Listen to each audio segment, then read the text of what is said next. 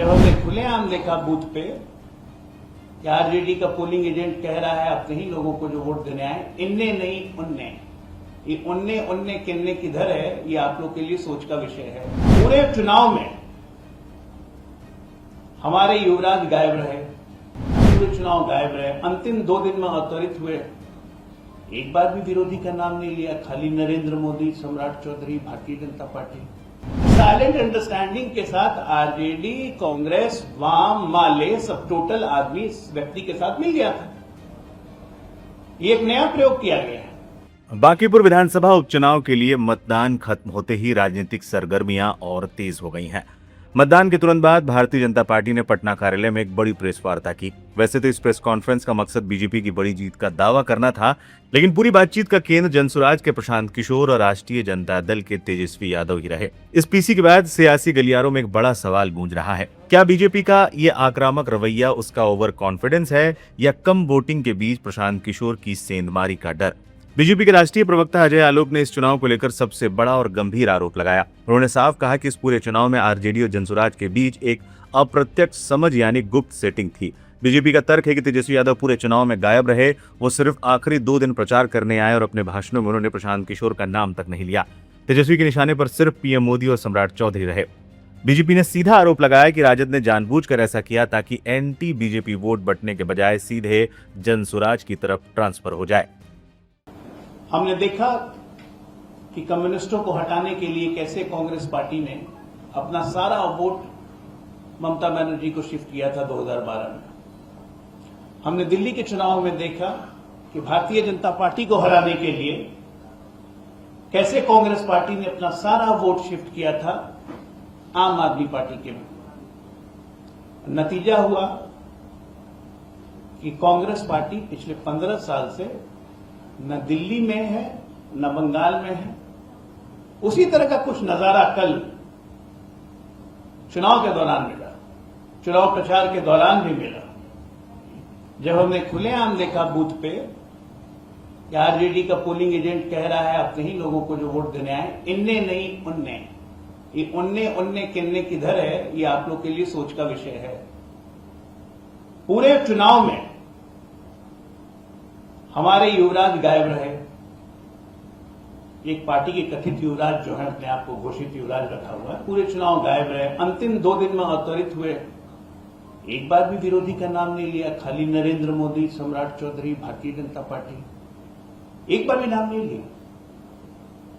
तीसरे हमारे जो प्रत्याशी थे उनका नाम तो ऐसे पीके है, लोग जानते हैं प्रशांत किशोर, लेकिन न प्रशांत है न किशोर है, वो है प्रखर कुटिल।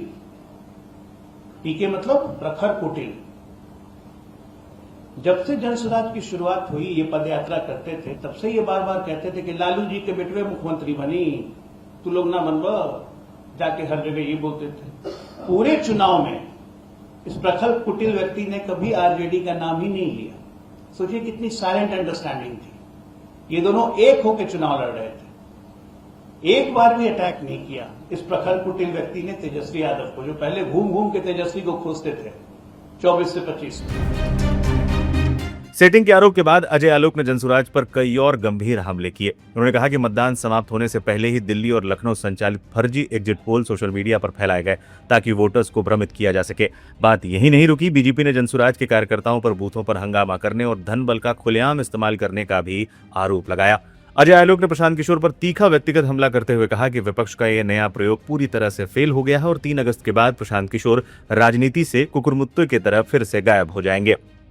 5 बजे कल काउंटिंग खत्म होता है, 5:02 से सर्वे आने शुरू होते हैं, काक से सर्वे। कभी आपने सुना 6 बजे से सर्वे आने शुरू हुए, 6 बजे खत्म हुई, चुनाव आयोग ने आधिकारिक घोषणा की 6:02 पे पहला सर्वे। भाई हम लोग इतने दिन से राजनीति में हैं, आप लोग पत्रकारिता में हैं, प्रदेश का चुनाव हो, देश का चुनाव हो, फाइनल रिजल्ट आते आते 2-3 घंटा लगता है। हम भारतीय जनता पार्टी विश्व की सबसे बड़ी पार्टी, हमारा अपना पोलिंग फीडबैक आते आते हमें बज गया था 9, लेकिन इनका सर्वे 6:02 पे आ गया।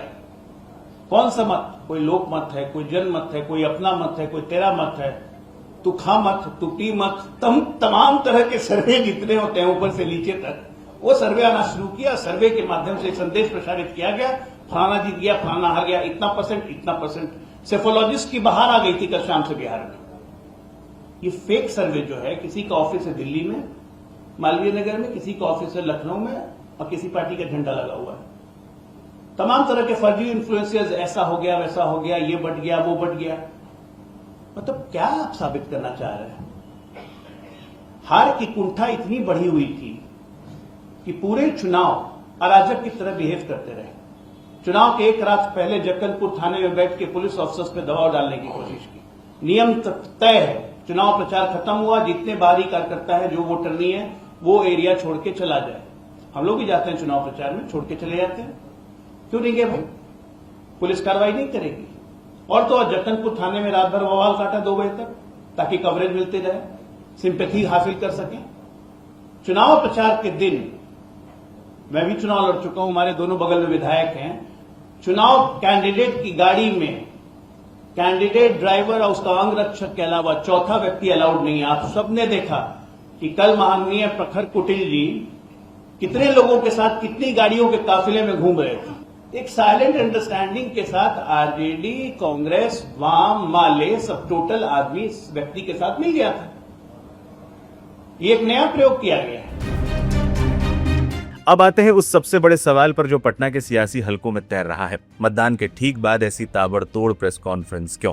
क्या ये ओवर कॉन्फिडेंस है? बीजेपी का मानना है कि बांकीपुर उनका 30 साल पुराना अभेद किला है।